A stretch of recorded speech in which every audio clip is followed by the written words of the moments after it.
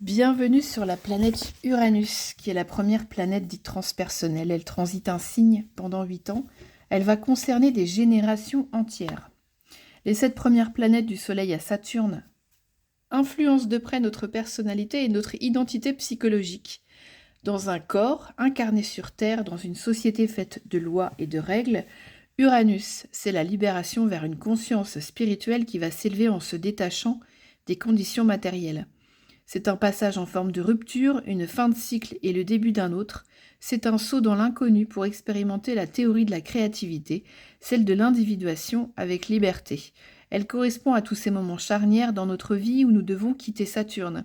Une éducation, une vision de la vie, un guidage, une tradition, pour nous différencier et aller chercher notre place ailleurs, indépendamment parmi les autres. Et cet envol est un moment surprenant. Un trac nous étreint avant une rencontre soudaine, avec nous-mêmes ou avec les autres. Nous allons découvrir nos dons et nos aptitudes comme nos carences et nos faiblesses. Uranus en plein pouvoir fait de nous des missionnaires prêts à tout pour devenir nous-mêmes et maintenir l'ordre qui consiste à nous réaliser en tant qu'individus en faisant fi de l'institution, des habitudes et des traditions. L'histoire d'Uranus dans notre thème dessine la trajectoire d'un confetti arrogant et curieux. Il s'envole, se détache de ses origines, croyant partir d'une page blanche et coloré d'espoir. Il nous fera découvrir que nous venons tous de quelque part et que notre passé doit être revécu sous forme de nouvelles histoires pour être révélées. Nous sommes tous des petits Prométhée de nous-mêmes, quand nous croyons tout savoir et tout connaître et voulons l'imposer, alors que nous n'avons pas encore été initiés à devenir notre propre Dieu. Nous voilà condamnés à mourir et puis renaître au gré du bon vouloir d'un aigle pas très malicieux. Le jour, notre foi, centre névralgique de nos émotions grignotées par le rapace, et la nuit, qui le voit se reconstituer par la grâce d'une magie nocturne, le sommeil peut-être. S'il y a bien une leçon qu'il a apprise, je pense sans trop m'avancer, Prométhée, durant son calvaire de 1000 ans, c'est que rien n'est fixé, rien n'est rigide, tout recommence tout le temps, et que le mouvement naturel de l'apprentissage et de la vie est fait de va-et-vient, d'avancée et de retour en arrière, de destruction puis de reconstruction, qui demande opiniâtreté, humilité, lucidité et recul. Et puis, bon, 1000 ans, 1000 vies, ça va, il n'y a pas le feu au lac, on a le temps de se peaufiner. J'avoue que cela demande un certain entraînement, cette idée de réincarnation. Tout le monde n'y a pas ses aises, ni ses entrées. Choix ou croyances, on s'en fout. Moi, en tout cas, je trouve que c'est très pratique pour prendre du recul et de la hauteur, mais c'est chacun son truc. Si Uranus est rétrograde dans votre thème ou a des aspects de tension, carré ou opposition, quinconce, chute, exil, nœud sud et Chiron en 11 ou en Verseau, c'est un marqueur karmique et non pas kermite, qui indique des difficultés déjà rencontrées dans d'autres vies, avec un sentiment de rejet et de différence, où on garde une peur, une méfiance vis-à-vis des autres, du groupe, de la foule ou du collectif, c'est-à-dire que l'on a pu faire partie d'un groupe ou d'un collectif qui était minoritaire, ostracisé, banni ou terrorisé, mais nous pouvions tout aussi bien être trop investis dans une communauté, au service du collectif, trop tournés vers l'extérieur, trop rigides ou dogmatiques. C'est le gros défaut des Uraniens, ça, c'est la rigidité. On va se sentir différent et exclu dans cette vie, mais en réalité, la rétro ou les aspects difficiles vont inhiber les fonctions d'Uranus pour que l'on s'introspecte et que l'on retourne vers soi dans un isolement pour faire un travail pour s'aimer soi et se comprendre. C'est un placement qui donne de la nervosité, de l'intranquillité, on a l'impression de nager à contre-courant, d'être en dehors des clous tout le temps, d'être sur le qui-vive, de devoir se cacher, se suradapter. Quel que soit le cas de figure en tant qu'individu, il sera très important de prendre son envol avec autonomie, dans une voie originale et d'assumer son choix, de dépasser ses peurs et ses résistances, parce qu'inconsciemment, on aura toujours tendance à se suradapter à son milieu originel pour ne pas déranger ou détonner du groupe. On doit se pardonner de se choisir parce qu'il y aura forcément un sentiment de trahison. Aller vers l'énergie lion pour trouver sa voie. Conseil, allez voir les deux. Votre Uranus en signe est parlant, même s'il est censé concerner une génération. Si Uranus est dans votre maison 1 ou en Verseau, n'importe quoi, ou en Bélier, on a une dominante uranienne et cela se voit. On aime innover, on assume sa différence et son originalité, on n'a pas peur de se frayer un chemin vers la nouveauté, quitte à se détacher de sa famille ou de ses pairs. On est cérébral, surprenant, indépendant et inventif, mais aussi nerveux, versatile ou instable émotionnellement. On peut avoir du génie dans ses prises de parole, des prises de conscience en forme d'eureka. On aime entreprendre et se challenger pour éprouver ses limites, aimer défendre des causes nobles, être là où personne ne nous attend. On peut vivre au travers d'un groupe, militer, avoir besoin de reconnaissance via notre intelligence, nos idées. La rationalité et la logique sont prépondérantes dans notre appréhension du monde. Par conséquent, l'accès à la sphère émotionnelle est difficile, on peut manquer de souplesse, d'empathie, de tolérance. On n'arrive pas à écouter l'autre, à tenir compte de sa sensibilité. On est un Prométhée des temps modernes, l'arrogance et la colère sont à transmuter. Dans ces relations, on peut devenir contrôlant et rigide. La mission, c'est d'incarner dans sa vie le changement de cap vers la liberté en entérinant ses projets dans l'objectif d'évoluer. Le risque ici, c'est de ne pas persévérer, de vouloir changer tout le temps de projet par flemme, de se remettre en question. L'orgueil est fort et peut enfermer les idées. Devenir un individu libre, un auto-entrepreneur à la personnalité forte, mais pas dogmatique, pas tyrannique et pas buté. Si votre Uranus est en maison 2 ou en taureau, en chute paraît votre vie affective. Elle peut être vécue avec détachement et anticonformisme. On réaménage les règles, ceux du couple, de la famille, du travail ou de la relation en général. On casse les codes sociaux, on les arrange à notre sauce. On aimera s'associer avec d'autres et travailler pour des causes humanitaires ou s'engager dans des actions sociales. On aime les autres et donner aux autres en général. Uranus amène du génie et de l'originalité dans notre façon de voir la vie et de matérialiser nos idées, nos rêves, notre créativité. Notre métier ou notre manière de gagner notre vie pourra sortir du lot. En indépendant, c'est un placement en exil, donc, qui tiraille. Uranus quitte les habitudes et les faux-semblants et le taureau y reste profondément fidèle, quitte à se trahir. Entre la soif de liberté d'Uranus et le besoin de sécurité et d'amour de la maison 2, Uranus quitte et le taureau reste. On est écartelé. La dualité interne crée des tensions fortes ou des ruptures brutales. À l'image d'Uranus et de sa soudaineté, on doit choisir et s'imposer pour avancer. La loyauté ou le changement, la paix ou la liberté, le contentement ou le changement, mince, j'ai répété 2 fois le changement, l'intégrité ou le besoin de plaire et d'être intégré. Être différent peut faire peur autant que d'être banal, les rentrées d'argent peuvent être fluctuantes et source de conflits. La mission, c'est de s'affranchir des servitudes, des traditions et du passé, d'aller vers son propre destin avec singularité, tout en s'ancrant dans sa propre histoire, en l'aimant sous toutes ses coutures, sans rompre forcément avec elle. Montrer le chemin de l'individuation tout en s'intégrant harmonieusement.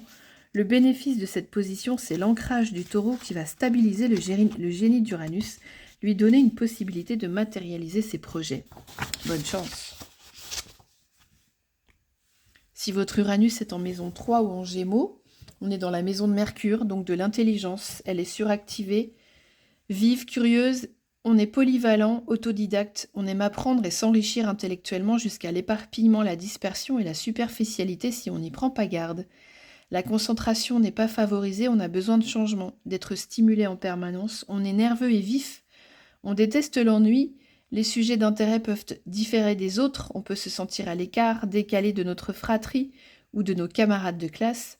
Clairement, c'est un placement de neuro-atypique qui peut générer des difficultés à communiquer, à socialiser et aussi à contacter son monde émotionnel. Il y a un problème de connexion avec ses sens, son corps, un manque d'ancrage dû à l'énergie air surreprésentée. On n'est pas directement raccordé à notre monde intérieur et nos émotions sont mal canalisées. On peut devenir rigide, trop sceptique et s'enfermer dans des dogmes ou des concepts, manipuler les mots et les idées pour qu'ils rentrent dans notre manière de voir les choses. C'est un placement où on peut vite se perdre en tergiversation et manquer de cohérence parce qu'on a été en suradaptation sociale permanente. Être en contact avec sa vulnérabilité et ses émotions, s'assouplir pour retrouver sa vérité originelle sans la fuir, avoir un idéal pour canaliser ses recherches est primordial pour l'équilibre psychique. Le génie, ici, est inventeur de pensées nouvelles. Le langage, la communication, l'expression sont créateurs. Bons orateurs, artistes, écrivains ou scientifiques, on a un talent pour conceptualiser, comprendre, expliquer, transmettre des idées au monde. Si on a Uranus en maison 4 ou en Cancer, c'est un placement qui indique soit qu'on se sentait à l'écart de sa famille, différent de ses parents, qui manquait de chaleur avec une difficulté à communiquer et à exprimer leurs émotions, soit que l'on faisait partie d'une famille où la mère pouvait paraître atypique, original pour l'extérieur, et on le percevait tout en l'acceptant. La sensibilité a pu être malmenée avec des changements d'humeur intempestifs et brutaux que l'on ne comprenait pas, et cela a pu rendre insécure. Notre famille pouvait être humaniste, sociale, altruiste, voire être engagée dans des causes humanitaires, ou alors on a vécu dans une communauté, une grande famille, un foyer ouvert aux amis ou aux gens de passage. Deux possibilités, on a pu se sentir noyé parmi les autres, manquant d'écoute et d'empathie, ne pas se sentir valorisé, ni mis en avant comme individu à part entière, ne pas être vu comme quelqu'un d'unique et important, ou à l'inverse, on a pu se sentir validé dans notre identité et accompagné vers notre singularité. L'individuation ne va pas forcément être facilitée à cause de la nature affective et émotionnelle de l'énergie cancer, très très attachée au passé et aux souvenirs. On quitte le cocon très tôt ou très tard. Le génie ici peut se trouver dans un talent pour accepter sa différence et celle des autres. On a notre façon particulière d'appréhender notre monde intérieur, de conceptualiser nos émotions, nous permettant une approche singulière et sensible. On donne naissance à d'autres perspectives de compréhension de toute cette sphère familiale. On réaménage les notions de famille, maternité, paternité, foyer, enfance. On a besoin de s'affranchir des règles en vigueur pour se réinventer. Si on a Uranus en maison 5 ou en Lion, on est en exil. Cette planète est en exil, cela peut être un placement où nous nous sommes beaucoup identifiés à la différence, au fait d'être original, et c'est ce qu'on valorise. On sait mettre en valeur ses singularités. On a pu être en recherche très tôt de reconnaissance médiatique pour briller. On cherche un public. Notre originalité, notre créativité, notre intelligence sont des ressources conscientes ou des zones de bien-être où on est reconnu par les autres. Mais Uranus est en exil dans la maison du Soleil et du Lion. Donc il y a une dualité forte en ce qui concerne notre ego qui génère des confusions et des excès dans notre positionnement dans la vie et par rapport aux autres. On oscille entre vouloir briller ou s'effacer complètement, vouloir sortir du lot pour s'affranchir des jougs et des contraintes, ou au contraire se fondre dans la foule pour ne pas se faire remarquer. C'est du chaud et du froid à gérer ici, un grand écart pas très confortable entre sensibilité à fleur de peau et froideur, susceptibilité et détachement. On peut paraître instable et changeant parce que c'est la liberté, l'autonomie, l'aventure pour l'aventure qui prime avant la stabilité. Mais ce sont les expériences, le jamais vu, les histoires qui sortent des sentiers battus, amoureuses, amicales ou professionnelles, qui priment. On peut avoir envie, on peut avoir une folie des grandeurs, beaucoup de fantaisie, être un jojo fantaisie et de la noblesse d'esprit aussi. Au final, on pourra avoir ce génie de savoir cultiver et mettre en avant ce qui nous différencie des autres et nous caractérise en même temps. On a cette conscience très claire de notre identité. Ici, la consensualité n'est pas de mise, ni l'ambition d'ailleurs, et peut amener des ennemis et des jaloux, ce qui nous rendra plus durs et plus forts à l'arrivée, mais attention de ne pas perdre pied avec la réalité. Si vous avez Uranus en maison 6 ou en Vierge, c'est un placement qui va valoriser l'intellect et la logique, favoriser l'intelligence et la polyvalence des talents. Dans cette maison gouvernée par la Vierge, signe de terre et d'air, on saura manier plusieurs outils, plusieurs techniques, on sera ingénieux pour résoudre toutes sortes de problèmes de manière très rapide et très efficace. On matérialise en un éclair et avec modestie en plus. Le sens de la mission d'Uranus mis en commun avec le sens du service de la Vierge visera une destinée humaniste, altruiste. On aura le goût de la mission, mais attention aussi celui du sacrifice. Avec un grand sérieux dans le travail, c'est un placement de personnes organisées, méthodiques, perfectionnistes, qui cherchent coûte que coûte à mener des projets qui tiennent la route, qui améliorent la vie des gens, sans tomber dans la facilité, qui visent le progrès et l'excellence tout le temps. C'est dans notre travail que l'on veut être reconnu pour notre singularité, notre cohérence, notre efficacité, notre éthique. Et on va mettre beaucoup d'énergie dans ce sens, au risque de se noyer, de se surmonner pour un résultat qui ne sera jamais à la hauteur, nous plongeons dans une insatisfaction chronique. Notre humilité est trop grande, on aura besoin de briller et de se mettre en avant autrement que par le service et le don de soi excessif. C'est un placement d'hyper-anxiété, d'hyper-perfectionnisme, d'hypochondriaque. La maison 6, c'est la maison de la santé avec Uranus qui amène de l'électricité et de la nervosité. La santé pourra être fluctuante avec des pathologies particulières qui viennent et qui s'en vont, des somatisations qui sont difficiles à diagnostiquer parce que trop rares peut-être. Ici, on peut devenir génial en revanche en travaillant son monde émotionnel refoulé, sa réceptivité et son côté yin, magique et irrationnel. On peut devenir un spécialiste, un expert original, un technicien innovant, un guérisseur qui révolutionne quelque chose dans le monde de la santé. À vous d'inventer. Si vous avez Uranus en balance, non, ouais. Uranus en maison 7 ou en balance, donc vous êtes né à peu près vers les années 70, c'est dans le domaine des partenariats ou des relations que l'on mettra toutes ces billes, que tous nos talents pourront se mettre en place et se développer. On aime et on a le goût des autres. C'est dans l'émulation des groupes ou des duos que l'on s'exprime et que l'on prend du plaisir, au risque évidemment de s'y perdre et de se noyer dans l'autre, jusqu'à ne plus pouvoir retrouver son essence et son identité parce qu'on a du mal à être seul et à faire les choses en autonomie et à choisir surtout. C'est un placement de mobilité intellectuelle avec ouverture sur le monde, on aime ce qui est différent, on aime découvrir l'autre et on sait communiquer d'égal à égal. On est suradaptable par politesse ou peur du conflit. On s'ajuste aux événements et aux autres systématiquement, on s'oublie. Aussi parce qu'on manque d'ancrage avec ces deux énergies aériennes. Paradoxalement, le besoin de justice, d'équité, d'harmonie risque de devenir rigide, obsessionnel ou tyrannique parce qu'on est tellement droit dans ses bottes que l'on a du mal avec ceux qui ne respectent pas notre vision égalitaire ou notre éthique de beauté. On est surtout écartelé entre le désir de plaire, de passer crème, le désir de la balance et celui de détonner, d'être singulier. Qu'est-ce que c'est que cette phrase?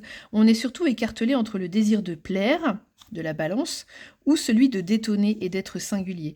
Soit on fait trop de compromis, on s'écrase pour ne pas faire de bruit, soit on n'en fait pas du tout et on coupe le lien par embarras pour éviter le conflit. C'est un équilibre permanent à trouver, ce placement. On peut être très souvent déçu par les autres, que l'on idéalise, et paraître paradoxalement intolérant.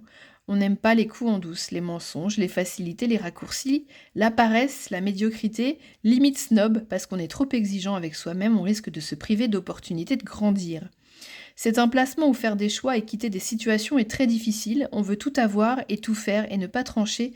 Le génie, ici cependant, est dans le savoir-vivre et le savoir-faire subtil et équilibré pour gérer la communication, savoir apaiser les conflits et la dualité avec originalité. Le signe de la balance a le sens du vent, il a du nez pour les bonnes affaires uraniennes et favorise les intuitions et les venues d'idées de génie. Aussi, avec son contact et son sens de la diplomatie, il pourra s'allier à l'avant-gardisme d'Uranus. L'avant-gardisme d'Uranus, ouais, pour créer du beau. Croyance à détricoter, mon originalité m'empêche d'être aimé. Si vous avez Uranus en Scorpion, non, plutôt Uranus en maison 8 ou en Scorpion, Uranus est en exaltation, c'est un placement qui génère des éclairs de compréhension soudaine, mais aussi beaucoup d'anxiété. C'est une position fixe. Avec concentration d'énergie et de pouvoir, on recherche une sécurité profonde, facilitée par notre vision large et prospective. On est capable d'introspection, de se remettre en question pour trouver des solutions innovantes à des problèmes très complexes. On fonctionne en sous-marin, en mode espion, on a du mal à communiquer ses émotions, on se méfie en même temps beaucoup des autres, des groupes, des foules ou des mouvements de masse. On est un peu parano et on a du mal à faire confiance à l'autre. On aime garder le pouvoir, ne pas montrer ses faiblesses. L'autre étant plutôt d'office un ennemi, on reste prudent. On n'est pas forcément optimiste et on œuvre en secret. On joue avec des forces surnaturelles et ésotériques. On voit les ficelles derrière les intentions ou les paroles et on est capable de détecter avec nos antennes toute forme de danger ou de menace. Le problème avec cette combinaison, c'est qu'on a du mal à s'arrêter d'anticiper le mal et de se méfier. On a pu être éduqué comme ça, dans le silence, le non-dit, l'anxiété, la manipulation, ou la conscience et l'analyse de la psyché. C'est une forme d'héritage générationnel de la maison 8. La volonté de pouvoir, les ambitions peuvent surexposer et rendre vulnérable. Si on est trahi, notre vengeance se dégustera en buffet froid plus tard, beaucoup plus tard, après notre résurrection. Il y a une grande capacité à se transformer et à dompter son ego, à se réinventer pour renaître sous une autre forme. On sera tenté de rompre définitivement avec le passé, les traditions, la famille, ce qui pourra générer de la culpabilité, beaucoup. Placement qui aime la profondeur, l'intensité des sentiments et déteste la superficialité. Avec Uranus en maison 9 ou en Sagittaire, c'est un placement de chercheur de liberté, de rêveur en grand, de voyageur solitaire qui aimera s'aventurer dans des contrées profondes ou qui lui sont interdites. Il voudra franchir des limites imposées. Ici, difficile de mettre des limites à ces deux énergies qui n'en ont pas, Uranus et Jupiter. On pourra être ambitieux, avoir un fort désir d'expansion, vouloir obtenir un statut plus élevé, tout en servant une cause humaniste ou être écartelé entre les deux, être porte-parole d'une cause, être engagé corps et âme, mais avoir des difficultés avec les affaires du corps, de la matière, des émotions et de l'incarnation dans le présent. On aime étudier les disciplines scientifiques, spirituelles, religieuses ou qui nous sont étrangères. Avec le Sagittaire, on a le sens de la justice, de la foi, de la loi. La foi chevillée au corps, mais un certain goût pour le conformisme et les institutions, ce qui va gêner Uranus à ses entournures émancipatrices d'habitude. Donc il y a là tension interne et colère aussi. L'alliance des deux est un génie quand le pragmatique et le scientifique se mettent au service de la transmission avec foi, optimisme, originalité ou spiritualité. C'est le couloir de difficulté pour allier ce sens du rationnel uranien aux grandes idées de Jupiter, de ne pas tomber dans le snobisme ou l'enfermement des concepts intellectuels, les dogmes. C'est la connexion avec son monde émotionnel et sensible qui le guidera vers la bonne direction, se souvenir aussi que l'on peut se mettre en scène et s'autoriser à briller en transmettant son savoir avec Uranus et qu'il suffit de baisser l'intensité de la lumière sur soi pour voir apparaître les visages dans le public. C'était une petite réflexion personnelle qui ne touchera peut-être pas tout le monde, mais en tout cas, voilà, j'avais envie de la caser là. Ici, l'idéal sera altruiste, noble, et on est capable d'abattre des barrières et des frontières qui paraissent indestructibles, de par son intelligence, son optimisme et sa capacité à synthétiser nos différents savoirs. Si vous avez Uranus en maison 10 ou en Capricorne, c'est un placement à l'ambition très élevée avec le sens de la conquête et de la reconnaissance. L'originalité et la volonté de s'améliorer ou de progresser dans un domaine social ou humaniste seront mis au service du professionnel. On aura à cœur de trouver sa vocation pour exercer son métier dans un domaine qui nous plaît, qui nous correspond, qui est créatif, inventif, voire révolutionnaire. On pourra être tiraillé entre ambition personnelle ou collective, se servir soi ou servir les autres, on oscillera. On aimera être reconnu pour nos talents, nos idées, notre intelligence et notre modernité, mais avec naturel et modestie. La notion de mission d'Uranus ici est exacerbée par Saturne qui gouverne la maison 10 et le Capricorne, mais qui est le gardien aussi des conventions et des traditions. Il y aura un léger problème pour être à l'aise avec sa singularité, qui peut même être étouffée. Tous les efforts et la concentration pour se hisser avec ambition vers un objectif précis seront au premier plan, quitte à sacrifier une partie de son existence. Là, c'est fort possible à l'image d'un moine ou d'un ermite qui élude toute vie sociale ou familiale. Une solitude travailleuse de jusqu'au-boutiste qu'il faudra rompre de temps en temps pour revoir ses priorités et réaménager son temps et ses activités de manière plus souple et plus fantaisiste pour respirer en famille dans son foyer, retourner à plus de simplicité, se laisser vivre sans pression excessive. Un hyper-perfectionnisme ou une hyper-exigence rigide, une tendance à surinvestir ses forces et à se charger de tout sans déléguer rien à personne, c'est le risque de ce placement. Les émotions seront aussi compliquées à gérer qu'à accepter, un orgueil en béton avec des murs difficiles à déconstruire, mais quelle réussite originale, c'est sûr, et quelle sagesse au final. Avec Uranus en maison 11 ou en Verseau, on est en domicile, donc a priori il n'y a pas d'ambiguïté, les choses sont claires comme de l'eau de roche, on est humaniste, guidé par nos intuitions avant-gardistes, en quête de progrès, toujours au service de l'humanité et des autres, l'amélioration des conditions de vie humaine, des droits de l'homme, de la femme, l'éthique, l'égalité, l'écologie, la liberté. Être soi-même seront des notions primordiales dans l'existence qui feront de nous un être engagé, un militant, un activiste qui pense et qui réfléchit.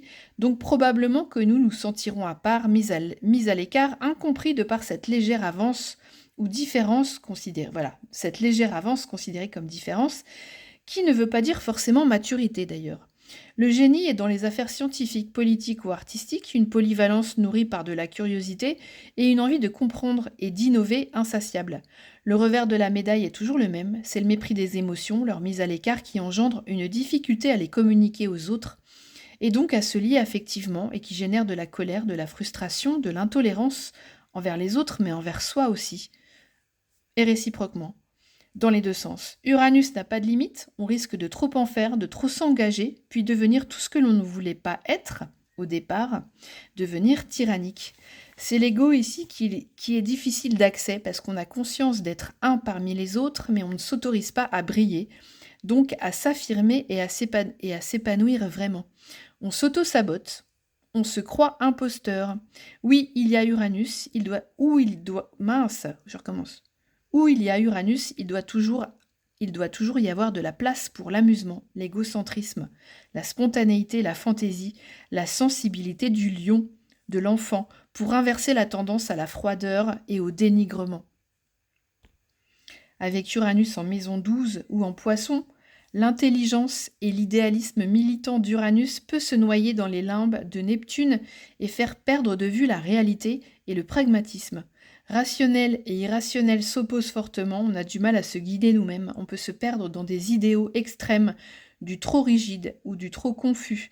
Et d'ailleurs, c'est un placement karmique où Uranus a eu du mal à fonctionner de manière saine, ayant tendance à pencher vers les extrêmes, soit intolérant en mode inquisiteur exalté, gourou déséquilibré, adepte sacrificiel ou victime de cabale. Les frontières en 12 ou en poisson sont en général mal définies, voire inexistantes, et Uranus n'a pas non plus de limite concrète à son désir de progression. Il vise toujours le futur, les pieds mal ancrés sur Terre et dans le matériel. Il refuse aussi souvent le monde subtil et spirituel qui n'a pas de valeur scientifique à ses yeux. Il y a quelque chose de difficile à concilier dans cette greffe qui peut se rigidifier ou rendre flou. En revanche, c'est avec une intelligence émotionnelle, un amour compassionnel travaillé avec discernement que ce duo peut devenir efficient. Si le monde des émotions, des sensations, de l'invisible, de l'imagination réussit à s'allier à la virtuosité et la vision performante d'Uranus, on a sûrement un petit génie artiste ou guide spirituel qui pointera le bout de son nez, non sans avoir fait un gros travail sur lui-même pour s'aimer, pour s'ancrer et pour se pardonner de ne pas se fondre dans l'autre. Personne ne doit sacrifier sa réalisation de soi au profit de quelqu'un ou quelque chose d'autre. C'est la croyance à renverser dans ce placement. Ensuite, c'est l'alliance du collectif et de la divinité. L'autre, c'est nous, et nous sommes l'autre. C'est un idéal ubuesque pour l'instant seulement, mais ça viendra plus tard. Beaucoup plus tard peut-être. Voilà, j'en ai fini avec Uranus. C'est fini, je vous remercie de votre écoute. On avance sur notre petit chemin. Je ne sais pas pourquoi j'ai écrit ça. On avance sur notre chemin. La prochaine fois, j'attaque Neptune. Je vous remercie pour votre écoute, pour vos likes, vos commentaires, vos abonnements. Je vous souhaite une bonne journée et puis à bientôt. C'était Claire d'Astro Cheveux.